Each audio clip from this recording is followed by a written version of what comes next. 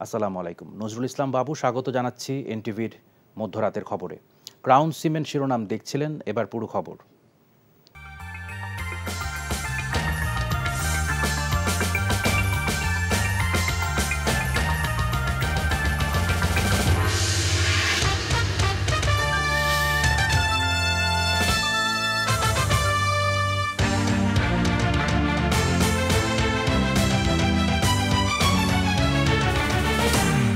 রাজধানীসহ বিভিন্ন স্থানে ঝড় ও শিলাবৃষ্টি, হবিগঞ্জ ও সুনামগঞ্জে ব্যাপক ক্ষতি।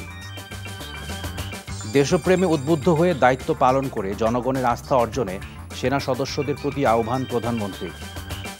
এখনও নেভেনি সুন্দরবনের আগুন, সম্পূর্ণ নিভতে লাগবে 2 থেকে 3 দিন, ঘটনা খতিয়ে দেখতে কমিটি গঠন। তেল আবিবে ফের নেতানিয়াহু বিরোধী বিক্ষোভ, ইসরায়েলে আল জাজিরা বন্ধ, যুক্তরাষ্ট্রে বিক্ষোভ, গ্রেফতার চলছে।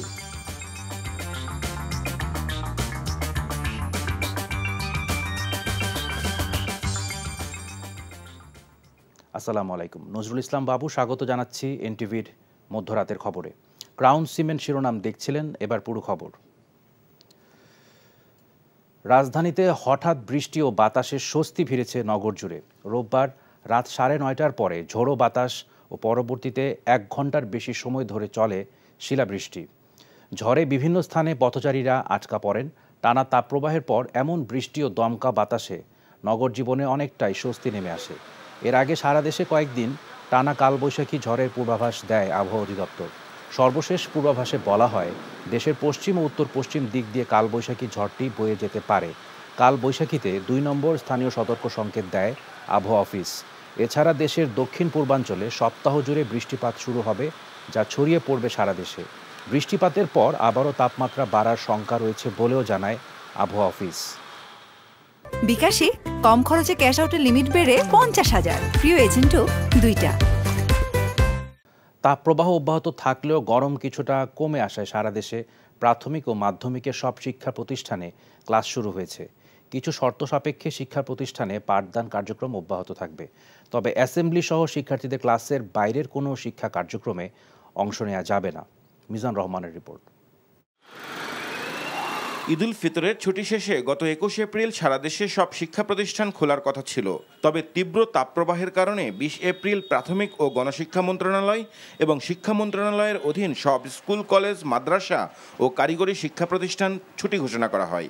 তবে অনেক দিন বন্ধের পর স্কুলে এসে খুশি শিক্ষার্থীরা। দীর্ঘ বন্ধে পড়াশোনার ক্ষতি পুষিয়ে নিতে বিভিন্ন উদ্যোগের কথা জানিয়েছেন শিক্ষকরা। আর সিলেবাসটা অনেকটা গ্যাপ হয়ে গেছে, এখন সেটা ফিল আপ করার জন্য আমাদের রেগুলার ক্লাস করতে হবে। অভিভাবকদের জন্য সভা করব আমরা, মাত্রই তো স্কুল খুললো। যদি সরকার মন্ত্রণালয় এই পরীক্ষাটা কিছুদিন পিছিয়ে দেয়, তবে আমি আশা করব যে আমাদের ছাত্রদের দ্বারা সিলেবাস সম্পূর্ণ হবে। রোববার সকালে রাজধানী সহ দেশের বিভিন্ন অঞ্চলের স্কুল ঘুরে দেখা যায় তাপপ্রবাহ কিছুটা কমে আসায় শিক্ষার্থীদের উপস্থিতি বেড়েছে। তবে অনেক অভিভাবক শিক্ষার্থীরা তাপমাত্রা আরও সহনীয় পর্যায়ে না আসা পর্যন্ত অনলাইনে শিক্ষা কার্যক্রম পরিচালনার দাবি জানিয়েছেন। অনলাইনে ক্লাস করুক, যেভাবে করোনার সময় হয়েছে, সেই বছর 3 বছর যদি অনলাইনে করতে পারে, 15 দিন কেন পারবে না? এত রোদ, এখন 5টা পর্যন্ত আমাদের ক্লাস হচ্ছে, প্রচুর হচ্ছে, কারেন্ট চলে যাচ্ছে, তার মধ্যে অনেক কষ্ট হচ্ছে আমাদের। গরমে আমাদের অনেক প্রবলেম হচ্ছে, কারেন্ট থাকছে না, এর জন্য ক্লাস করতে সমস্যা হচ্ছে অনেক। এই গরমে বাচ্চারা তো থাকাই কষ্ট করে, ক্লাসের সময়টা যাতে আগিয়ে দেয়, সকালে হয়। এছাড়া বৃষ্টিপাতের কারণে রাজশাহী, চুয়াডাঙ্গা, কুষ্টিয়া, চট্টগ্রাম সহ বিভিন্ন জেলার তাপমাত্রা কিছুটা কমে এসেছে। এসব জেলার তাপমাত্রা 40 ডিগ্রির নিচে নেমে এসেছে। এ কারণে স্কুলের পাঠদানে অংশ নিতে ভোগান্তি কমেছে শিক্ষার্থীদের। কিছুদিন যাবত তাপ খুবই নিয়ন্ত্রণে আছে, আমাদের ভালো লাগছে স্কুলে ক্লাস করতে পেরে।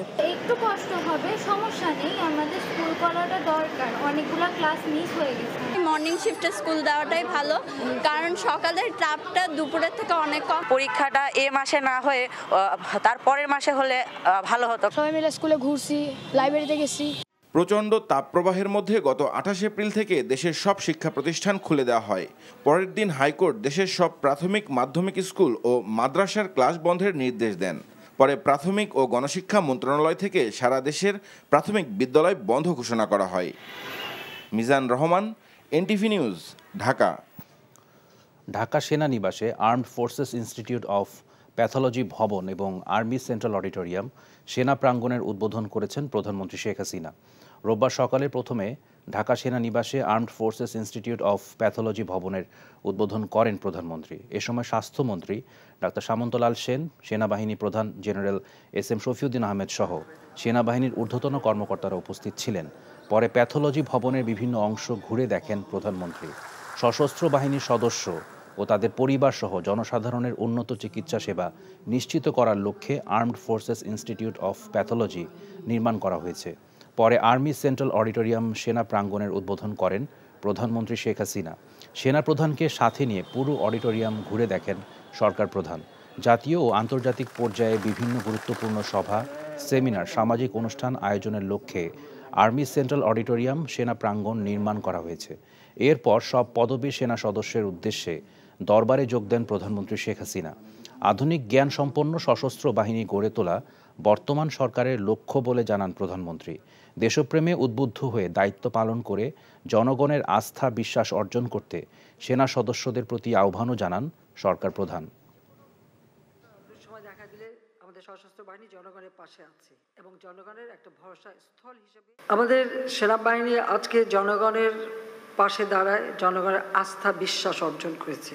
৭৫ 15ই আগস্টের পরে সেনাবাহিনীর উপরে যে আস্থা এবং বিশ্বাস সাধারণ মানুষ কিন্তু হারিয়ে ফেলেছিল। আমার প্রচেষ্টা ছিল যে সেনাবাহিনীর প্রতি আমাদের সাধারণ মানুষের একটা আস্থা বিশ্বাস যেন সৃষ্টি হয়, যেটা যে কোনো একটা সেনাবাহিনীর জন্য একান্তভাবে জরুরি, স্বাধীনতা সার্বভৌমত্ব রক্ষার জন্য প্রয়োজন। আর যে সেনাবাহিনীর উপর জনগণের আস্থা বিশ্বাস থাকে না, তারা কখনো কোনো রণাঙ্গনে বিজয় অর্জন করতে পারে না। যে কোনো একটা দুঃসময় দেখা দিলে আমাদের সশস্ত্র বাহিনী জনগণের পাশে আছে এবং জনগণের একটা ভরসা স্থল হিসেবে সে আস্থা আজকে আমাদের সশস্ত্র বাহিনী অর্জন করতে সক্ষম হয়েছে। সারা বিশ্বে কমলেও বাংলাদেশে মূল্যস্ফীতি নিয়ন্ত্রণে সরকার ব্যর্থ হয়েছে বলে মনে করছে centre for policy dialogue CPD. রোববার রাজধানীর একটি হোটেলে সংস্থাটির বাজেট বিষয়ক আলোচনায় বক্তারা বলেন, নিত্যপণ্যের বাজার অস্থির রাখছে শক্তিশালী সিন্ডিকেট, তাই মূল্যস্ফীতি নিয়ন্ত্রণে আনা যাচ্ছে না। এছাড়া সরকারি সেবায় জবাবদিহিতা নিশ্চিত করে দুর্নীতি বন্ধের তাগিদ দেন রাজনীতিবিদ ও অর্থনীতিবিদরা। হাসানুল শাওনের রিপোর্ট। নতুন সরকার, জাতীয় বাজেট ও জনমানুষের প্রত্যাশা বিষয়ে সিপিডির এই আলোচনা। যাতে প্রকাশিত এক জরিপের ফলাফলে সিপিডি জানায়, বাজেট নিয়ে সরকারের কাছে ৬৪% মানুষের কোনো প্রত্যাশা নেই। বাজেটে নাগরিক জনতুষ্টির বিষয়গুলো প্রাধান্য না পাওয়াতে এমনটা হচ্ছে বলে মনে করছে সিপিডি। সংস্থাটির মতে উচ্চ মূল্যস্ফীতি, অভ্যন্তরীণ ও বৈদেশিক ঋণের ঝুঁকি এবং প্রবৃদ্ধি কমে যাওয়াটা এখন সবচেয়ে বড় চ্যালেঞ্জে ফেলেছে দেশের অর্থনীতিকে। প্রথম সমস্যা হলো অনিয়ন্ত্রিত মূল্যস্ফীতি, যা মানুষের জীবনমানকে আঘাত করছে। পৃথিবীতে যখন মূল্যস্ফীতির পতন ঘটছে, বাংলাদেশে কিন্তু সেই সুযোগ, সেই সুফলটা বাংলাদেশের ক্ষেত্রে দেওয়া যাচ্ছে না। খুবই দুঃখের বিষয় যে একদিকে আমাদের এই আর্থসামাজিক যে জায়গায় আমরা এসেছি, সেটার সাথে কিন্তু সমান্তরালভাবে আমরা আমাদের প্রতিষ্ঠানগুলোকে শক্তিশালী করতে পারছি না, যার ফলে যে টাকাটা এই ট্যাক্স পেয়াররা দিচ্ছেন, সেই টাকাটার যথাযথ ব্যবহার আমরা করতে পারছি না। সিপিডির আলোচনায় বক্তারা সরকারি খরচে অপচয় ও দুর্নীতি বন্ধের তাগিদ দেন। দুর্নীতির জিরো টলারেন্স, এই জায়গায় যদি না যেতে পারি, তাহলে যত এই যে বাজেটে বাড়ান, তার যা কিছুই করেন কোনো কাজে আসবে না। অব্যবস্থাপনা হোক, দুর্নীতি হোক, সেগুলো যদি কমানো যায়, তাহলে কিন্তু আমাদের অর্থটা হয়তো যথাযথভাবে আমরা খরচ করতে পারবো। অর্থনীতির চলমান সংকটের জন্য ব্যাংক ও আর্থিক খাতের দুরবস্থাকে দায়ী করেন আলোচনার বক্তারা। এছাড়া তাগিদ আসে শক্তিশালী বাজার সিন্ডিকেটের বিরুদ্ধে ব্যবস্থা গ্রহণের। ৫-৬ জন লোক তারা ইম্পোর্ট করছে এবং they have a syndicate, whatever price they want they can get. Syndicate যদি আমরা ভাঙতে না পারি, ততক্ষণ পর্যন্ত আমি মনে করি না যে ইনফ্লেশন আপনি কমাতে পারবেন। ব্যাংকগুলোকে আপনি অ্যাকোয়ার করুন।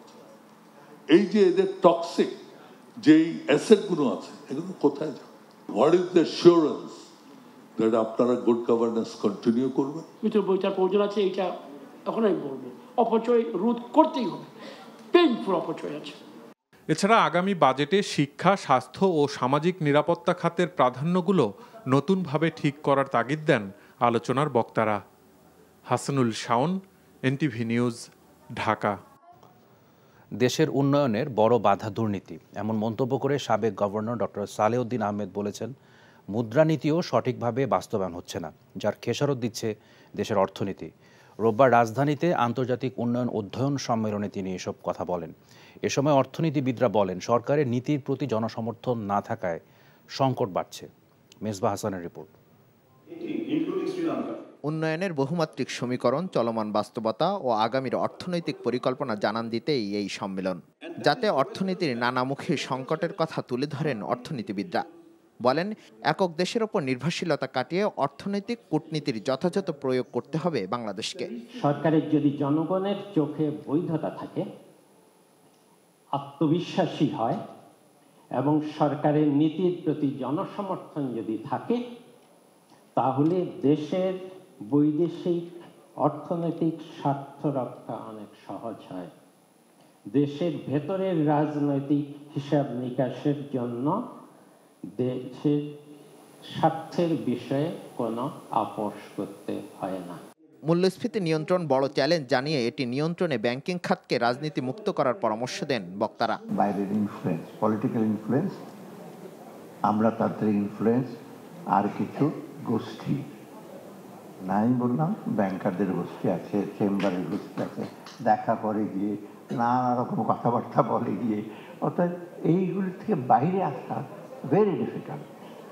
এইগুলির বাইরে এসে যদি আপনার করতে পারেন, বেটার পারফর্ম করবে সেন্ট্রাল ব্যাংক। তবে বর্তমান গভর্নর জানান, আর্থিক নীতির সাথে সমন্বয় করে বাস্তবায়ন করা হচ্ছে মুদ্রানীতি। If you look our the monetary program aim to high-pot money, M0 এবং also the private sector credit, এটাকে সব আমার ডেজার্ট মানি সাপ্লাইয়ের মধ্যে আছে।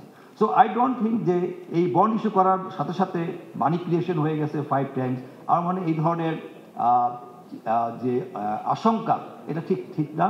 এটা আমার মনে হয় যে এটা নিয়ে যারা গবেষণা করেন তারা আমাদের বাংলাদেশ ব্যাংকের ডেটা আছে, এই ডেটাগুলো নিয়ে আপনারা দেখতে পারেন। বৈশ্বিক অর্থনৈতিক অস্থিরতার মাঝেও বাংলাদেশের অর্থনীতি ভালো করছে বলে দাবি করা হয় সরকারের পক্ষ থেকে। Bangladesh is now moving forward with the vision of transforming itself into a smart nation.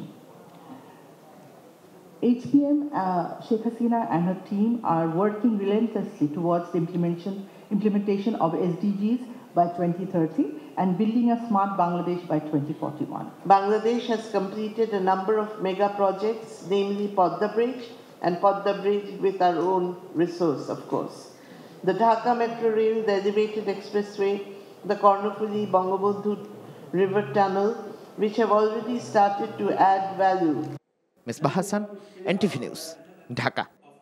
বিকাশে কম খরচে ক্যাশ আউটের লিমিট বেড়ে 50,000, প্রিয় এজেন্টও 2টা।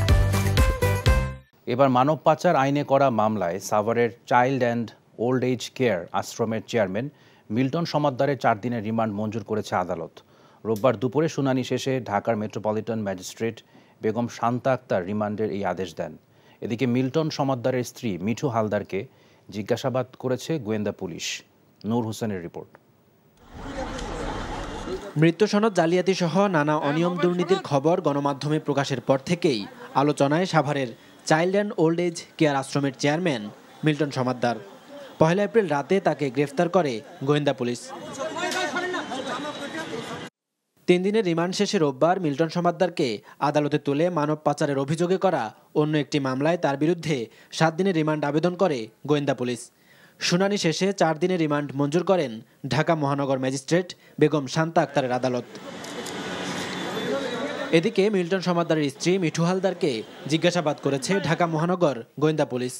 পরে তিনি সাংবাদিকদের বলেন, মিল্টন সমাদ্দার দোষী কিনা তা আদালতে প্রমাণিত হবে। গোয়েন্দা পুলিশ বলছে, স্বামীর সব অপকর্ম জানার পরও চুপ থাকায় দায় এড়াতে পারেন না স্ত্রী মিঠু হালদার। গরিব অসহায় মানুষগুলি যে চিকিৎসার জন্য অনেক সময় অপারেশনের প্রয়োজন হতো, অত পচন ধরেছে, সে হাতও কেটে ফেলতো, আঙ্গুল কেটে ফেলতো, ব্লেড দিয়ে সে কেটে ফেলতো, এই যে রক্ত বের হতো এবং সে শেখা এবং এই যে ব্লেড ছুরি দিয়ে কাটাছেঁড়া রোগীরা যে কষ্ট পেত, আর্তনাদ করতো, এই মাদকাসক্ত মিল্টন পৈশাচিক আনন্দ উপভোগ করতেন। আশ্রিতদের সাথে খারাপ আচরণ করার কথা মিল্টন স্বীকার করেছে বলে জানায় পুলিশ। আমি মনে করি নূর হোসেন, এনটিভি নিউজ, ঢাকা। নারী টি-20 বিশ্বকাপের বি গ্রুপে বাংলাদেশের প্রতিপক্ষ ইংল্যান্ড, ওয়েস্ট ইন্ডিজ ও দক্ষিণ আফ্রিকা। সঙ্গে থাকবে বাছাই পর্ব উতরে আসা একটি দল, যাদের বিপক্ষে 3 অক্টোবর নিজেদের প্রথম ম্যাচে মাঠে নামবে স্বাগতিকরা। ঘরের মাটিতে বিশ্বকাপটা রঙিন করে রাখতে ভালো কিছু করে দেখাতে চান বাংলাদেশের অধিনায়ক নিগার সুলতানা জ্যোতি। মমিনুর রিপনের রিপোর্ট। 2014 সালের পর আবারও নারী টি-20 বিশ্বকাপের আয়োজক বাংলাদেশ। 10 বছর পর দ্বিতীয় বিশ্বকাপ সূচি ঘোষণার আগে প্রতিযোগিতার মুকুট নিয়ে প্রধানমন্ত্রীর সাথে সাক্ষাৎ করেছেন বাংলাদেশ ও ভারত নারী দলের অধিনায়ক। সঙ্গে ছিলেন যুব ও ক্রীড়ামন্ত্রী এবং বিসিবি সভাপতি নাজমুল হাসান পাপন ও আইসিসির প্রধান নির্বাহী জিওফ অ্যালারডাইস। এরপর একটি 5 তারকা হোটেলে 3 অক্টোবর থেকে শুরু হতে যাওয়া বিশ্বকাপের সূচি ঘোষণা করা হয়। 10 দলের বিশ্বকাপে 2 গ্রুপের 8 দল চূড়ান্ত, বাকি 2 দল আসবে বাছাই পর্ব খেলে। উদ্বোধনী দিনে বাছাই পর্ব খেলে আসা দলের বিপক্ষে ম্যাচ দিয়ে বিশ্বকাপ মিশন শুরু হবে বাংলাদেশের। পরের ম্যাচ ইংল্যান্ডের বিপক্ষে 5 অক্টোবর। 9 অক্টোবর তৃতীয় ম্যাচটি 2016 সালের চ্যাম্পিয়ন ওয়েস্ট ইন্ডিজের বিপক্ষে, আর 12 অক্টোবর বাংলাদেশের প্রতিপক্ষ দক্ষিণ আফ্রিকা। আমরা অনেক বেশি বলবো যে এক্সাইটেড থেকে বলবো যে একটা টেনশনও কাজ করছে, কারণ হোম ক্রাউড থাকবে, সবাই চাইবে আমরা বেটার করি। আমাদের ফোকাস প্রথমে থাকবে যেন আমরা ম্যাচ উইন করতে পারি রিয়েলিস্টিক ভাবে, এবং অবশ্যই সবার যদি সাপোর্ট দেওয়া এবং সবাই যদি আমাদের বেস্টটা ট্রাই করি, অবশ্যই আমাদের বিশ্বকাপ বাংলাদেশটা আমরা হয়তো বা ইনশাআল্লাহ রঙিন করে রাখতে পারি। গ্রুপ এতে 6 বারের চ্যাম্পিয়ন অস্ট্রেলিয়ার সঙ্গে আছে ভারত, নিউজিল্যান্ড, পাকিস্তান ও বাছাই পর্বের একটি দল। এই গ্রুপের সব ম্যাচগুলো হবে সিলেটে। পসিবল যতগুলো ভেন্যু ছিল ওনারা দেখে বোধহয় মনে করেছে এই দুটো হলেই এই টুর্নামেন্টের জন্য সবচেয়ে ভালো হয়। এখানটাতে শুধু আমাদের ব্যাপার না, এখানে আইসিসিও আছে, আমাদের বোর্ডও আছে। বাংলাদেশের অনেক সুযোগ আছে নারী ক্রিকেটকে এগিয়ে নেওয়ার। আমরা দেখেছি এদেশের মানুষ ক্রিকেট কতটা পছন্দ করে। আশা করছি আয়োজক হিসেবে দারুণ কিছু করবে বাংলাদেশ। 2 গ্রুপ থেকে 4 দল খেলবে সেমিফাইনাল। শেষ 4-এর প্রথম ম্যাচ 17 অক্টোবর সিলেটে, পরের দিন দ্বিতীয় ম্যাচ হবে ঢাকায়। 20 অক্টোবর শিরোপার লড়াইয়ের মধ্য দিয়ে শেষ হবে 23 ম্যাচের 19 দিনব্যাপী এই প্রতিযোগিতা। Mominur Ripon, NTV news, Dhaka. এই ছিল মধ্যরাতের খবরে। এই খবরের ভিডিও সহ আপডেট জানতে ভিজিট করুন এনটিভি অনলাইন www.ntvbd.com। এছাড়াও এনটিভির জনপ্রিয় সব অনুষ্ঠান ও খবরের আপডেট জানতে ভিজিট করুন আমাদের ইউটিউব ও ভেরিফাইড ফেসবুক পেজ। সকাল 7:30টায় সকালের খবর দেখার আমন্ত্রণ রইল। ধন্যবাদ সবাইকে।